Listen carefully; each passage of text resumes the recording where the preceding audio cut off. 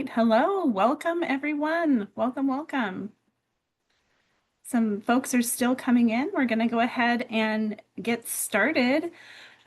Welcome to Strawberries 2, where we will be talking about jam and fruit leather. Thank you so much for spending your time with us today.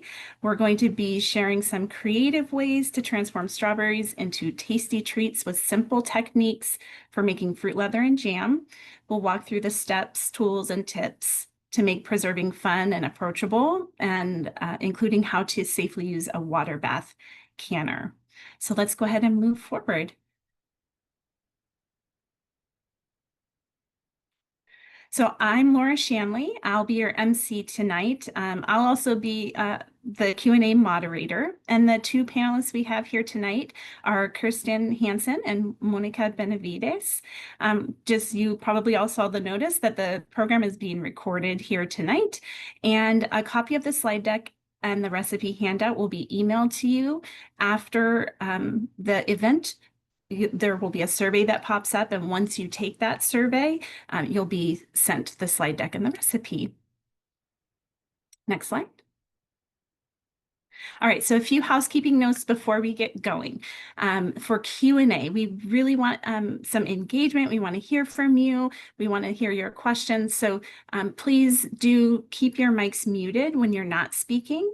But when we invite for live questions, there'll be a few moments throughout the presentation when we'll invite live questions. You're welcome to unmute and just speak up. You can also raise your Zoom hand. Next slide. And then there's also the Q&A feature. So at any time you can submit questions or comments. Just when you're thinking about it during the presentation, feel free to just drop it into the Q&A. Please use the Q&A feature and not the chat. And it would be on the bottom bar. You should see this icon here that says Q&A. There we go. And if you don't see it on the bottom bar, then there's a more button. If you click on that, you should see Q&A there. So that's how you would enter the Q&A. Again, you can just speak up during the discussion if you'd like, or drop it in the Q&A while you're thinking about it. Next slide. All right, so who are we? We are all master food preservers. Thank you for being here with us tonight. The UC Master Food Preserver online program, we're a community outreach, online based. Everything we do is online, grant funded volunteer program within the University of California Division of Agriculture and Natural Resources. We provide up-to-date and research-based information. That's an important key thing, is the research-based information on food safety and preservation. Next slide. Our mission is to keep Californians safe, and well as they use culturally appropriate, again, research-based practices to safely preserve food in the home.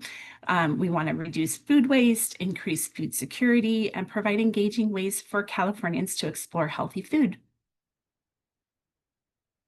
And a disclaimer, I'm going to just read this off. The views, thoughts, and opinions expressed are the speaker's own and do not represent the views, thoughts, and opinions of the University of California. The University of California name and all forms and abbreviations are the property of its owner, and its use does not imply endorsement or opposition to any specific organization, product, or service. Okay, so now that we have that behind us, tonight, we will be talking about jam and fruit leather. So first we'll have Monica talking about strawberry jam and also going through the steps for boiling water canning. And then Kirsten will go over a really great recipe for strawberry rhubarb fruit leather. There'll be some time for questions in between those two, and then we'll have another Q&A at the end. So thank you again for being here, and Monica, take it away. Hello. Okay, so all the photos in this section were taken by me. And so where to start with boiling water canning our strawberry jam? Start by gathering a reputable recipe and canning steps. I got the recipe from the National Center for Home Food Preservation, and my canning steps for boiling water canning steps from the University of California, the Agricultural and Natural Resources website.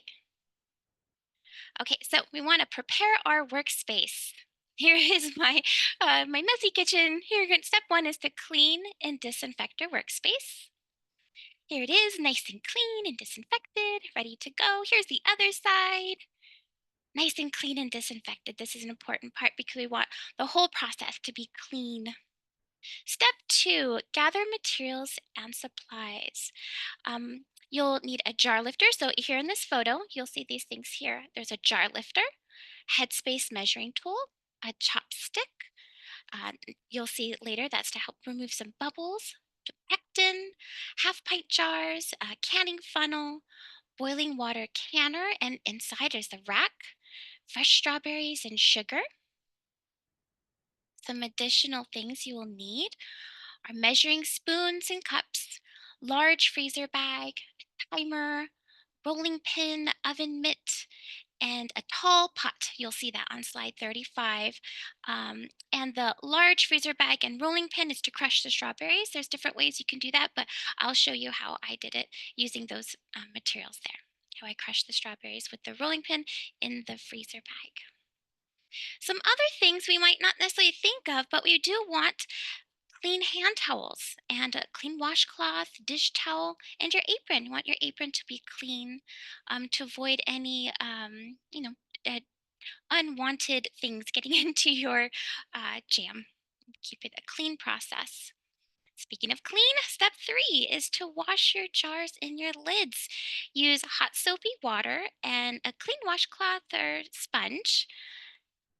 Yeah, I see them drying there.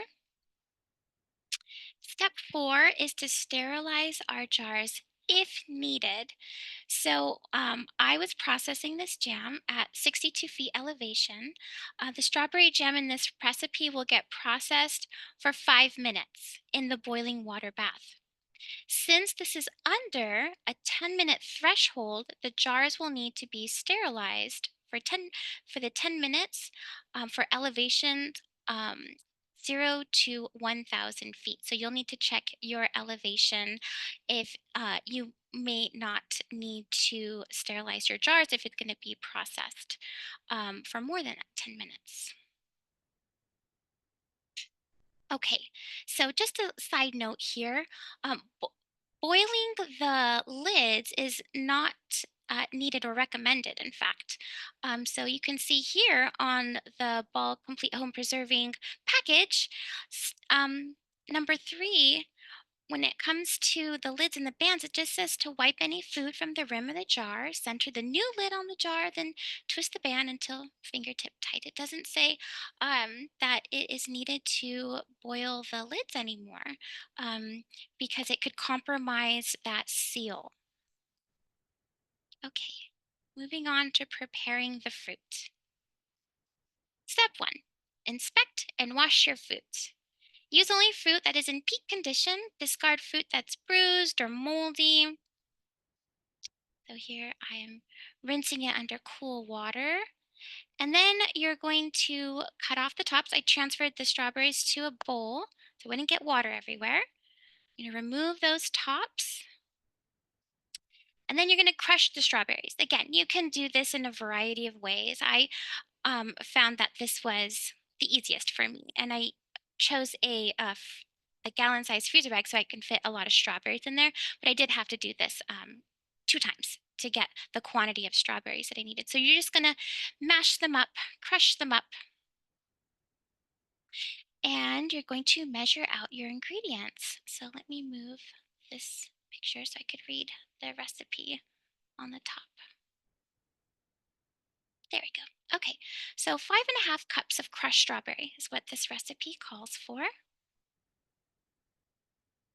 Okay, and so there's that cooking pot I mentioned earlier and the supplies that you'll need. And you're gonna want a tall cooking pot. And later you're gonna see as this strawberry boils up, it gets to the very top. So you wanna make sure you're using something that has a large capacity. Okay, so we got our crushed strawberries. And you're going to measure out your sugar. So you're going to need 8 cups of sugar. And here's a tip, you can use spoons to help you keep track of how many cups of sugar you've measured out.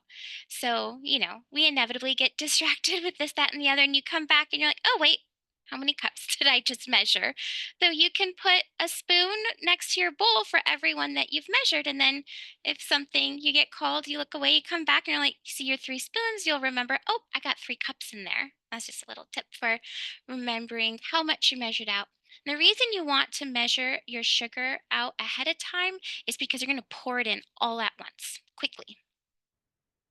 Okay, there it is, all measured out. I used a bowl here that has a spout that would help me pour it in without making a mess. I still managed to spill a little though, just a little. Okay, so on to the pectin. This recipe calls for 1 package of powdered pectin, and I had a jar of pectin. So what I did was, so that came out to about 6 tablespoons.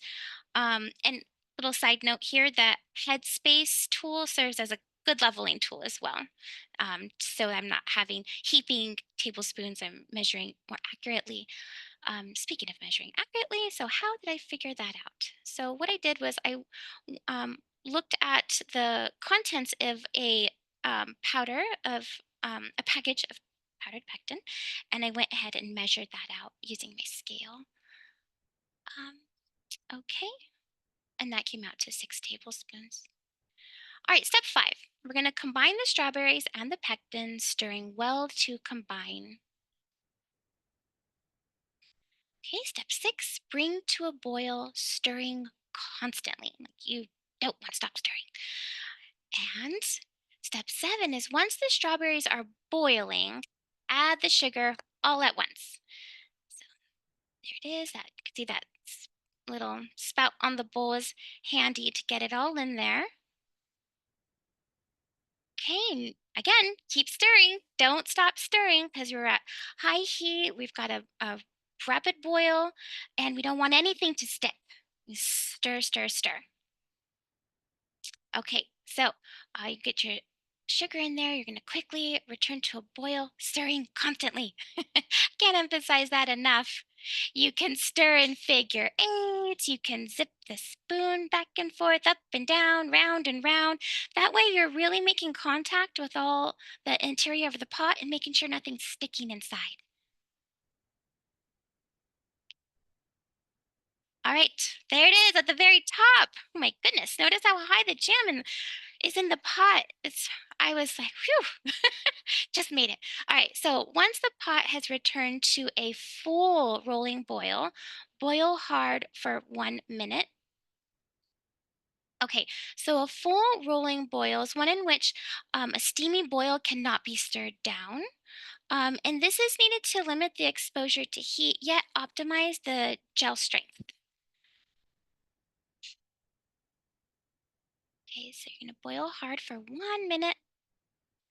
And step 10, you're gonna remove from heat and skim off the foam. So here's what the pot looks like with the foam and then without the foam. And just to note, the foam is delicious and edible. You don't want to throw it out. You can definitely still enjoy it. It's just for visually pleasing to take it out and you don't have all those foamy bubbles in your jarred jam. But don't let it go to waste. It's delicious. All right, so next we're going to move on to the canning process. All right, so we got our jam prepped up.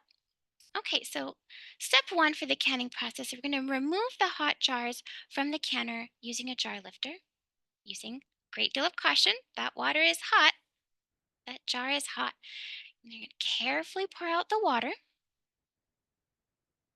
Okay, place hot jars on a towel. This is to avoid thermal shock with a cool towel. I mean, a cool counter. Your hot jars on a cool counter is not a good combination. So you put a towel there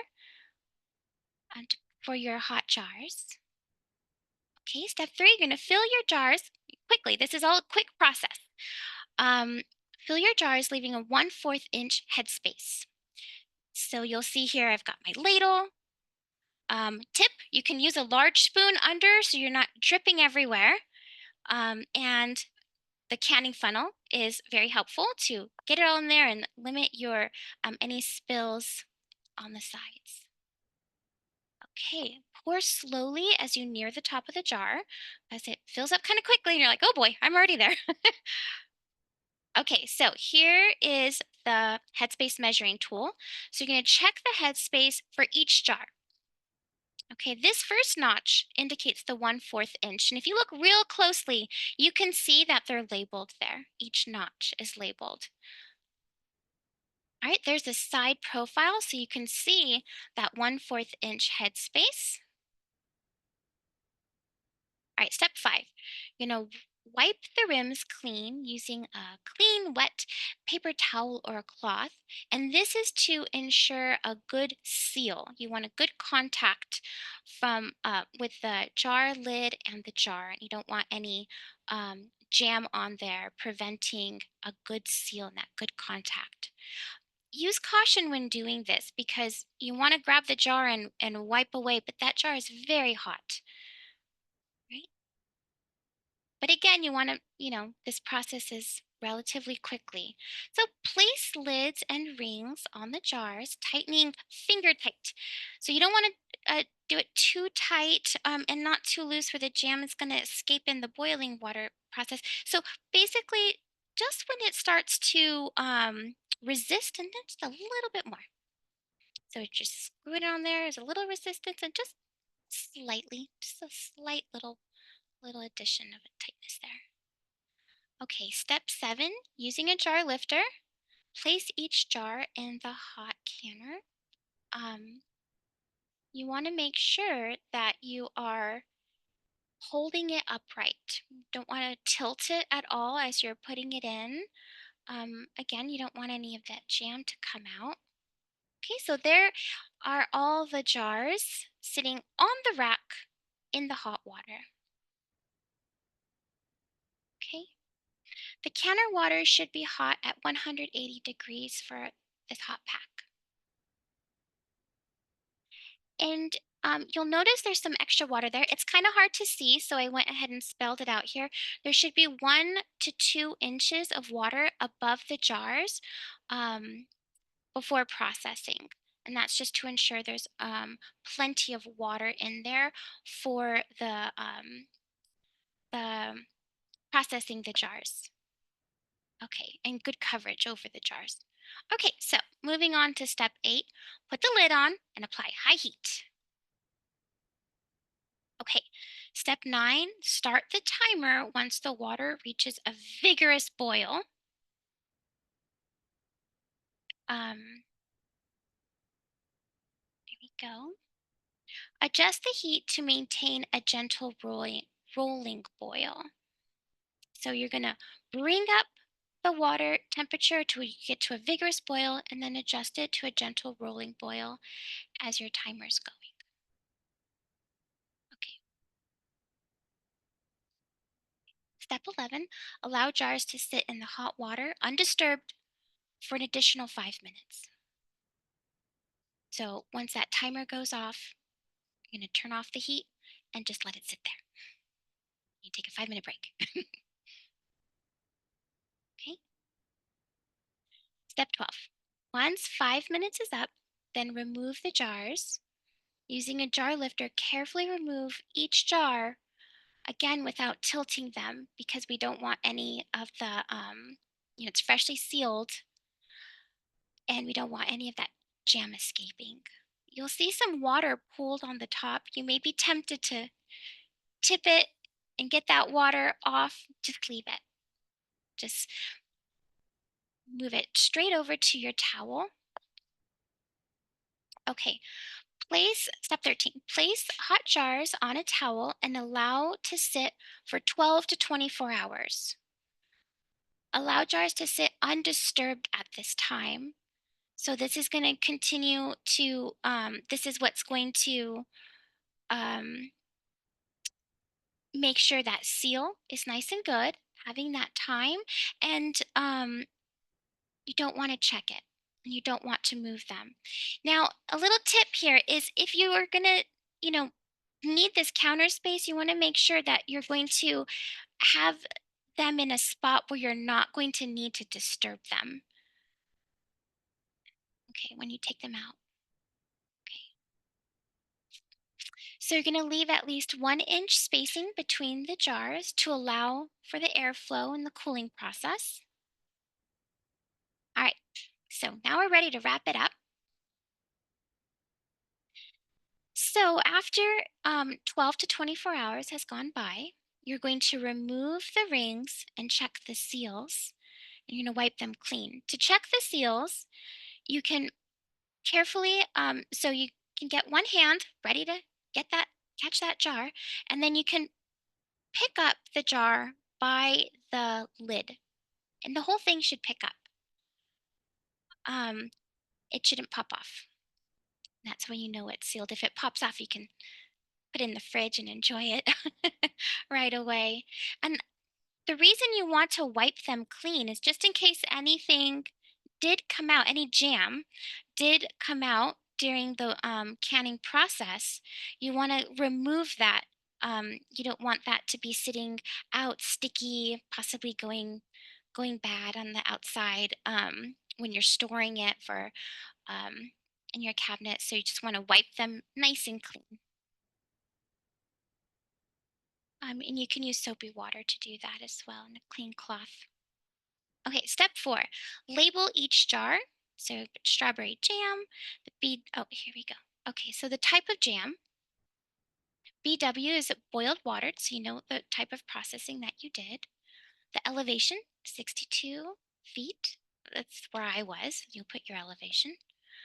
Amount of time processed, so it was a 5-minute processing time, and the date of processing.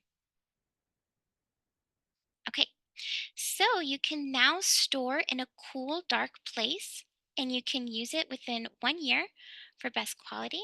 It most likely won't last a year because it's delicious. If I can eat it up. Okay, so now we have our Q&A time.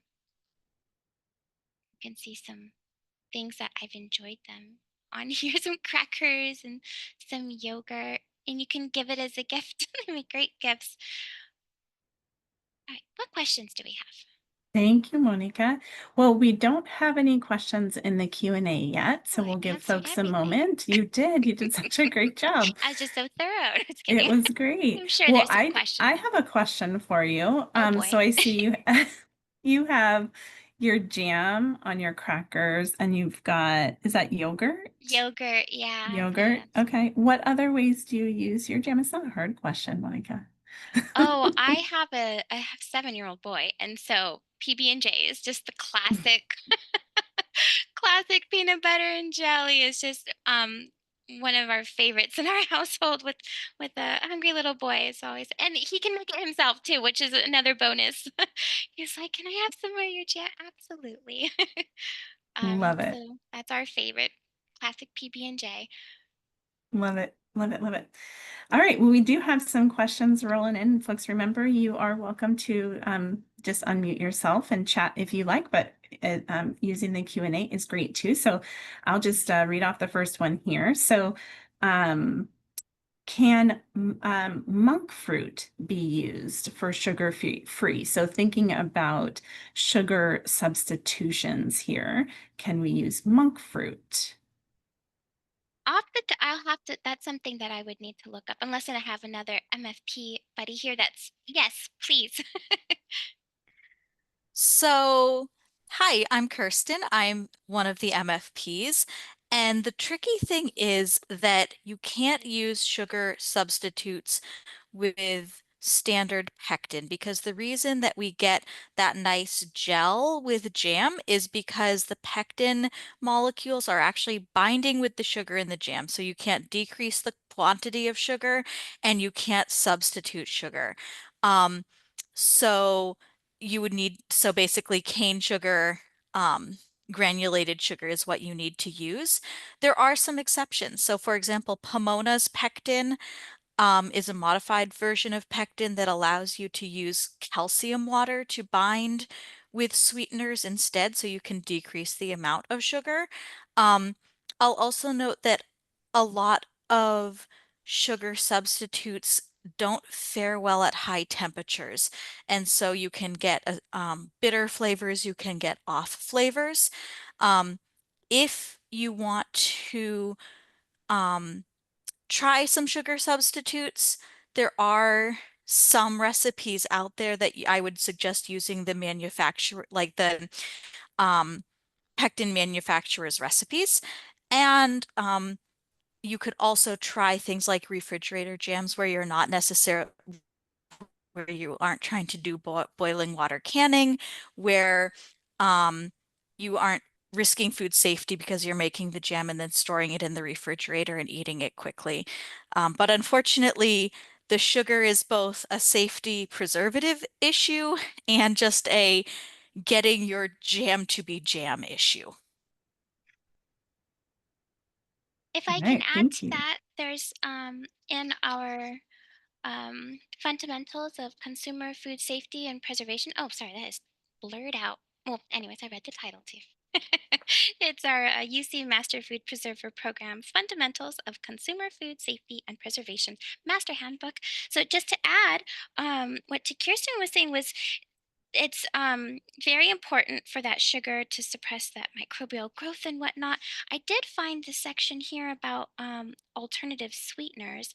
It is possible to replace part of the sugar in a traditional fruit spread recipe with honey or corn syrup. It does say here. So honey in a recipe with no added pectin, you may replace half of the sugar with honey. Well, this recipe has pectin. In a recipe with added pectin, you can replace approximately 1/4 of the sugar with honey. Jams and jellies made with honey will have a darker color and slightly different flavor than those made with sugar, which makes sense. Um, and yes, it does call for a lot of sugar, but oops, my book hit lots of buttons. I'm so sorry. It is important to remember that when we're eating our jam, we're not eating really large quantities of it. So it seems like a lot of sugar. Anyways, okay, so I just thought I would add that. That's a great Thanks, question. Monica. It's a good question. And there's actually a kind of semi-related question, which I think you've answered a little bit, but maybe we can be more specific here for Lay. They ask, are 8 cups of sugar required for the jam? Do we have to put that much sugar in the jam? Well, it turns out you can replace 1/4 of it with some honey, and you don't need all those 8 cups. And as Kirsten mentioned, the Pomona, right? The pomona, if you want Yeah, a low sugar, yeah, yeah. Yeah, use a so if different you kind of want, pectin. yeah, so you can use a modified pectin if you want to um, do lower sugar recipes. Also, we were actually chatting about this before. I said, "Oh, I'm terrible at using pectin," because one of the other options is that there are some preserves that are longer cooked. If you cook fruit longer, more recipe. So there are some recipes where you're cooking the fruit for longer. You don't have the fresh fruit flavor. It's a little bit more cooked, but those recipes tend to require sugar. With a little bit less sugar, I encourage you to look for Pomona's pectin or something similar that allows you to use calcium water to get that gel formation instead. And good news, I'm going to talk about a quite low sugar added recipe next, so hold tight for fruit leathers. Great. All right, so next question. What is your technique for removing the foam? How do you get that off there? Oh, good question. You may have seen that there was a large spoon in the bowl. So just with the large one, I actually used a spoon that was slightly more square shape at the end. It didn't quite come to a point. Had a flat edge. So you could also use a spatula. Just helped me skim the top of it. So that's basically what I did is I skimmed the top of it. If you go back to the picture, you'll notice that it's not perfect. There's still some foam in there. But that's what I used just to skim it off. Love it. I remember at our training labs, they recommended you could also use what is it, the brush? Like, Oh is it a yeah. pastry brush or like what is that called? Where you would apply marinade or something. What is that thing called? Yeah, like a pastry brush, I think we Pastry could brush. call it. Okay. Yeah. Yeah, like you could use a pastry brush to kind of like, kind of get it all over to one side. So Mhm. that's another little tool, handy tool. All right, one more question here. How do I determine how long to process according to elevation? Is there a chart somewhere?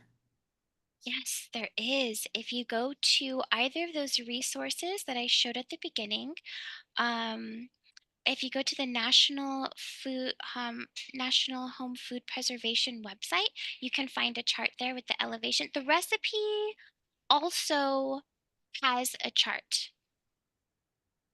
The recipe that you'll be provided later, there's a PDF.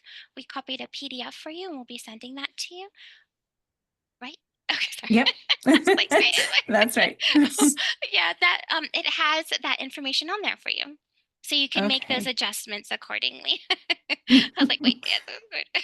Yes, perfect. Yeah, so actually, let me just add to that because it answers the final question we have, which is, will we get the Okay, slides later? So yes, you will get the slides later perfect. after you respond to the survey. So please, at the end of this presentation, there's a survey that will pop up. And when you do that, after you do that, we'll have your information and we'll be sending the slides and the recipes to you within the next few days. I do want to note for anybody who was here last week, I know we said the same thing that a survey was going to pop up and it didn't last week. So not to worry, we'll be able to, if you were here last week, we'll get those slides out as well. But please do respond to the survey after the session. So that ends our Q&A for now. We'll have more Q&A later, so feel free to continue dropping questions into the chat or the Q&A, I mean, and we'll hand it over to Kirsten for the fruit leather. Hi, everyone. Thanks so much. So today I'm going to talk about strawberry rhubarb fruit leathers made using the dehydration method of food preservation. And all the photo credits in this section are to me this year, unless otherwise stated. Next slide, please. So where are we going to start? Again, we're talking about fruit leather today. So general information, I really love the So Easy to Preserve cookbook from the University of Georgia. Here's a photo credit to the University of Georgia with their cookbook. I love it because it's a pretty compact volume with a lot of information about different food preservation techniques in it. And their general fruit leather information sort of gives us the following. You want to use ripe or slightly overripe fruit. So this is a great use for fruit that obviously not fruit that is moldy or has gone bad, but fruit that's right on the edge and you need to use it up now and is maybe a little bit too ripe to use in a jam. Great use for fruit leather.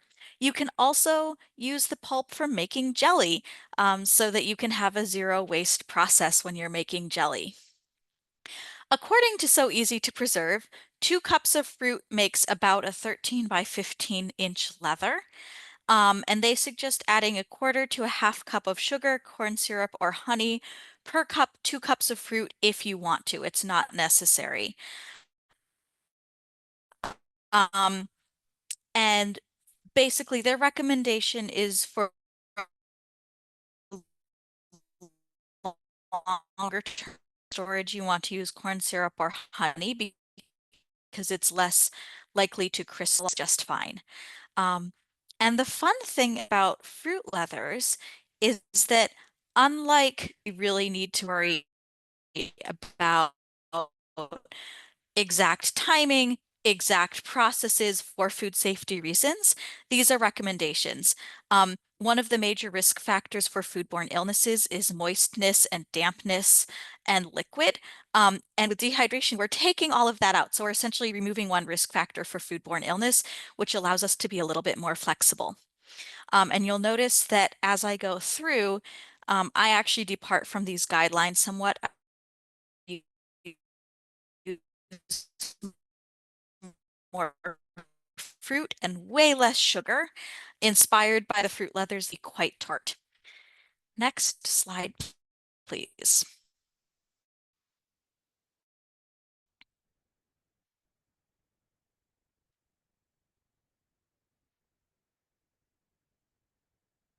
Oh, okay, so preparation and supplies. So you want to clean your workspace. Monica did an admirable job showing that earlier. So you want to start with a clean workspace. And your ingredients today are going to be strawberries, rhubarb, sugar, and raspberry jam optionally. And I'll talk about that a little bit later. And your supplies are going to be a cutting board, knife, a scale or measuring cup, preferably a large measuring cup, a medium-sized pot or saucepan, a spatula, a blender of some variety, and a sheet for drying fruit leather.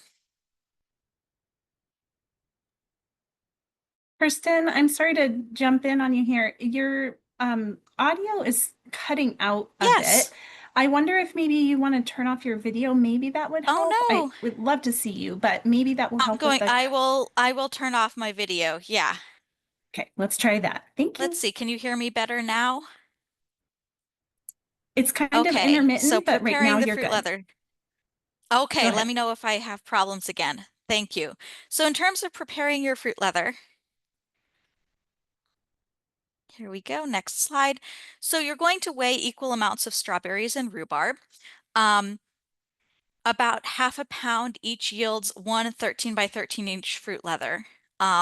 And if you don't have a scale, that's roughly 4 cups each. You'll notice that this is actually far more fruit than recommended by So Easy to Preserve, which means that my fruit leathers ended up a little bit thicker than theirs.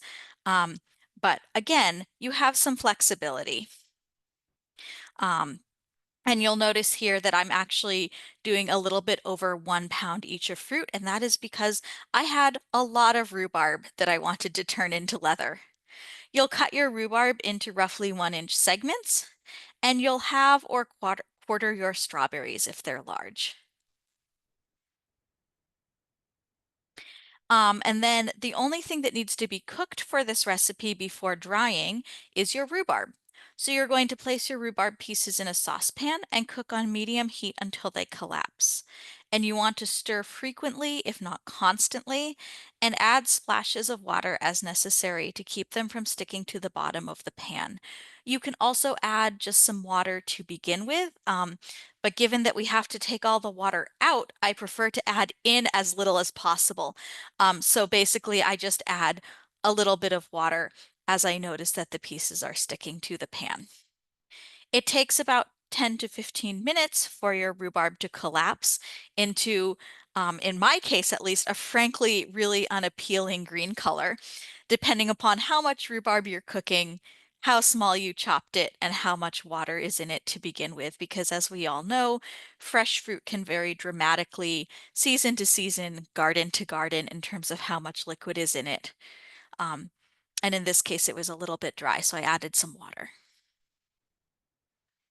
You want to then allow your rhubarb to cool slightly and make sure that all the pieces are either fully collapsed or can be easily collapsed with a spoon. And then you're going to add your raw strawberries. You don't have to cook them first. Sugar and raspberry jam. And this is where the optional raspberry jam comes in. Some people have beautiful red rhubarb. I don't have beautiful red rhubarb. I have green rhubarb that when you cook it remains green slash grayish. And strawberries, when you dry them, don't actually have a very vibrant color when you add them to something grayish green. But raspberries are a great coloring agent, in addition to adding some sweetness. So I had some raspberry jam, and so I basically added it to my rhubarb leather for a little bit of extra color so that my final leather would be an appealing color. And the amount of sugar is up to you. I like a really tart fruit leather and I wanted the rhubarb to shine through. So I started with just 2 tablespoons of sugar for roughly 4 pounds of fruit. That's not very much, but they were sweet strawberries. And of course, I also added about 2 tablespoons of raspberry jam, which has lots of sugar in it. Um, but as I mentioned on my first slide, you can go up to as much of half a cup of sugar per 2 cups of fruit if you want to. Um, and this is where I think the fruit leathers are a great opportunity to do food preservation with fresh ingredients if you don't want to add a lot of sugar. once you have your mix and you think it's good, you want to blend your fruit mixer in a blender or with an immersion blender until smooth. You could also presumably use a food processor, though I have not tested that. But basically, you just want to get it smooth. And at this point, you can taste for sugar and adjust up if you need to. I don't mind my fruit leathers having seeds in it, but you've got strawberry seeds and raspberry seeds in here. So if you want a completely smooth leather for you, or maybe for a pickier child, you could run it through a food mill or a fine mesh strainer to get some or all of those seeds out. And you'll notice this is a much more appealing color than it would have been if it was just the rhubarb. You want to pour your fruit mixture onto a dehydrator tray or mat to about a 1/4 inch thickness and smooth it across to an even thickness. And this is where you'll notice that I have basically my metal trays that go in my dehydrator and then a silicone mat on top. Um, so if you have a square dehydrator, you can use a silicone mat like this. Many of the round dehydrators will also sell silicone mats. You don't want to pour your fruit mixture directly onto the tray because it is liquid and it will simply drip through. And you'll note that the recipe is easy to scale up and down. So I used about 4 pounds of fruit. Nope, sorry, 2 pounds of fruit. There we go. 1 pound 1 pound, 5 ounces of each kind of fruit, and made 2 13 by 13 trays of leather. So they're a little bit thick. And then you're going to put them in your dehydrator. And then the guidance in So Easy to Preserve is dehydrate at 140 degrees for 6 to 8 hours and then test for dryness. And thicker or more liquid leathers are going to take longer. Again, this is a flexible process. And you'll know it's done because dry fruit leather bends easily, but touching the center of the leather with your finger leaves no indentation. So enough liquid has come out that you're not leaving an indentation, but it's not so dry that it cracks when you try to bend it.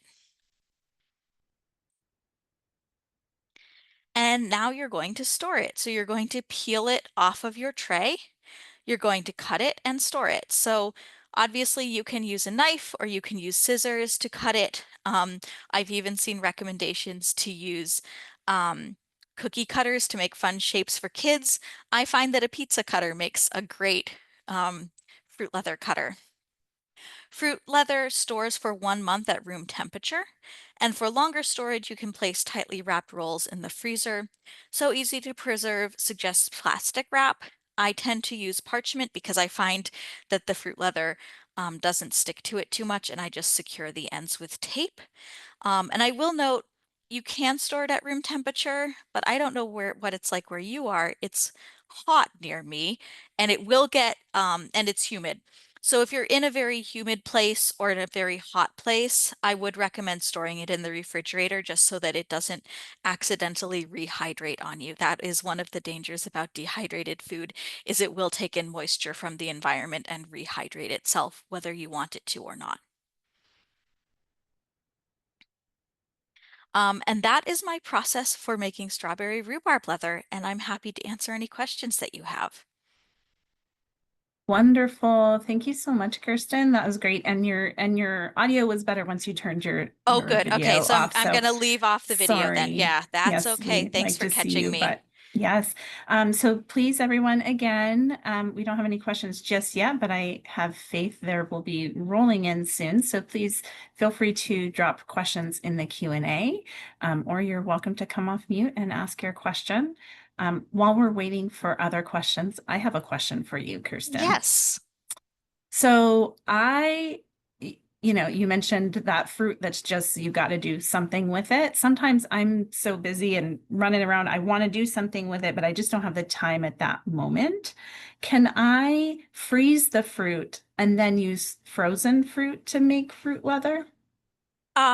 Sorry, 1 second. My dog is eating something. Okay, I got it out of his mouth. Great. Sorry about that, everyone. We adhere to the highest professional standards here at the Master Food Preservers.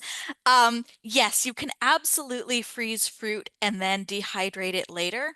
What you'll want to do in that case is um, let it, oh, actually, you know what? Let me double check. So easy to preserve because they also have guidance for using canned fruit. So that's also an option for you.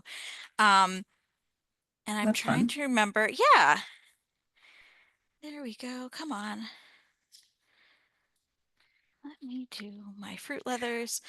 There we go. Leathers from, oh, canned or frozen fruit. There we go. So you want to drain the fruit. So if there's any additional liquid in your frozen fruit, you'll want to drain it, but save it. And then you'll want to blend the fruit and then you can add the liquid back in if you need it. But you don't want to just blend with all the liquid because you might end up with far too much liquid. Same with using canned fruit or anything like that. And I'll also mention um, if it's not overripe, you can do the same thing for jam or jelly or anything like that. You can use fruit that you've previously frozen. This is a great option for people who are busy or people who just can't stand the idea of boiling water in their kitchens in August. Good point. Yes, I do that. We have a blackberry bush that is very prolific, but I don't want to be heating up my kitchen right now. So I put them in the freezer and then make jam later. Exactly. Yeah, you can do the same thing for fruit leathers. Love it. Love it. We don't have any other questions yet. Is it okay if I ask you one more question? Yeah, go Now for it. I'm really, what other flavors of fruit leather do you like to make? So I made a pumpkin pie fruit leather this fall. Ooh. So I ended up with too much butternut squash. And so I basically roasted the squash, did a squash puree with pumpkin pie spices, and then you can actually add things to your fruit leathers as well. So for one of them, I did some sesame seeds. For one of them, I put some pumpkin seeds in, and I ended up with fruit leathers that tasted and I added a little bit of sweetener, and I ended up with um, leathers that tasted remarkably like pumpkin pie. Well, that's fun. Yeah. You can also, of course, use applesauce to make apple leathers, or you can use applesauce to stretch other fruit leathers. Um, but really, the fun thing about fruit leathers is, again, because we don't have to adhere to some of the same like rigorous safety measures we do with foods that can grow botulism, um, you can really have fun with some of your recipes. Love it. Love it. Thank you, Kirsten. You're very Um, welcome. not seeing any other Q&A right now. So, is there anything else, Kirsten or Monica, that you would like to share before we wrap it up? So I will make one more note. So if you're using light colored fruits for fruit leathers, you can also add lemon juice or ascorbic acid for each 2 cups just to prevent darkening. I didn't do it this time because of, again, the magic of raspberry jam. Um, but that's also an option for creating good looking fruit leathers. Nice. Okay. So, oh, wait, hold on. We have one question. We do have a couple minutes, so let's go back 1 second. We do have a question from Jennifer. If we don't have silicone trays, are there alternative trays that can be used with dehydrators or ovens to make fruit leathers? Yes, so you can absolutely do fruit leathers in the oven. The process is going to be um, a little bit trickier because part of what makes a dehydrator great is it maintains a steady temperature, but you can absolutely use a cookie sheet in an oven. Um, you can also, there are other options. You just, So Easy to Preserve mentions things like plastic wrap, which depends on your comfort of sort of having plastic at a relatively high temperature for that long. But the main thing is just that you need to be able to have some way of keeping your liquid from dripping through the tray. Um, Got it. Yeah, so I would do I can certainly, if you're interested, I'm happy to do some more research for you and get back to you. I'm thinking like a small cookie sheet in a dehydrator if you have a square dehydrator, but again, I don't know how the metal would fare over that period of time, but I'm happy to do some research for you. Okay, fantastic. Thank you. Okay, so that wraps up our program tonight for Strawberries 2. Now, I didn't say this at the beginning, but you may have inferred that since this is Strawberries 2, there was a Strawberries 1. So you can look at all of our past event recordings. If you missed Strawberries 1, you can view that on our website. Also, upcoming programs, we have Ask a Master Food Preserver. Every month, it's the first Wednesday of the month. So the next program that's coming up is Wednesday, July 2nd from 7 to 8 p.m. Pacific. So hope you'll join us for that. Next slide. And then other ways you can connect with us. So we have a monthly newsletter. You can like us on Facebook, follow us on Instagram. And if you're even interested in becoming a UC Master Food Preserver, you can find more information about that on our website as well.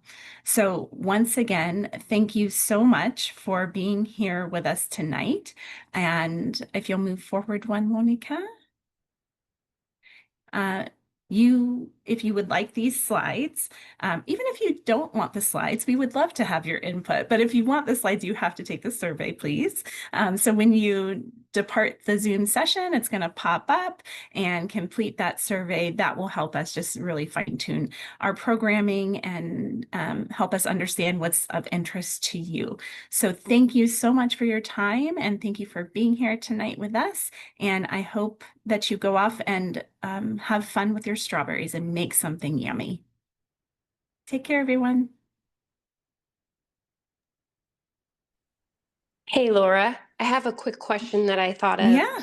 When Hey. she did the strawberry jam, I noticed she used cane sugar instead of granulated sugar. Obviously, it must not matter, yes?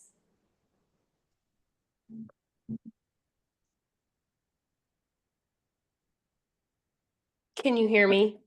I can hear you. I'm sorry. Monica, are you looking at that? You're on mute, so Yes. okay. Okay, so for the sugar, it says cane and beet sugar are the preferred sources of sugar for jelly or jam. Sugar substitutes cannot replace sugar in a traditional recipe because the sugar is needed to form a gel. Oh, perfect. Okay, so actually the cane sugar is better than the granulated sugar. Yeah, it says cane and beet sugar are the preferred sources of sugar. Oh, perfect. Okay, And I thank you. apologize. That was me being imprecise. Granulated is sort of the grain size of the sugar, not the source of the sugar. So I apologize for that. Well, and it wasn't you. It was just I noticed in her photos that she had the cane sugar, and I was like, oh, because I've always used granulated, but I that's why I took the class. I've never had great luck with having my jam or jelly turn out, so maybe that's why.